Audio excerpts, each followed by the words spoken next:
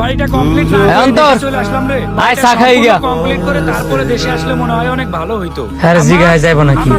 সানি, আয় চা খাই গিয়া। কই আম্মা বাইরে বের এ দর্শা কিরে ভাই কি আয় সানি চাদর। আমি সেই সকাল থেকে তোর জন্য অপেক্ষা করতেছি, এতক্ষণে তোর আসার সময় হইলো। হ্যাঁ জিগা হ্যাঁ কেমনে দাঁড়াই থাকবো না না বলবো? কেরে তোর মুখ নাই, তুই কইতারস না?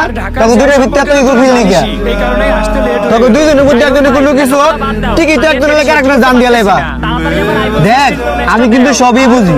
তুইও হারে অনেক ভালোবাসস, হ্যাঁ তোরে অনেক ভালোবাসে। করলে হয়। আমার ভিতরে কোনো ইগো নাই, সব ইগো এর ভিতরে। সাবধানে কথাবার্তা কইস। আমার ভিতরে যদি ইগো থাকতো তাহলে কি আমি তোরা ডাকলাম হইলে? তাই দিয়ে কার ভিতরে ইগো বেশি? আই দেই দিয়ে দিলা, তুমি আমার অরিজিনাল ভাই। আমি এখন বন্ধুদের সামনে দেখাই বেড়াইতে পারবো যে আমি আইফোন 16 প্রো ম্যাক্স চালাই। এটা আমার ভাই এনে দিছে।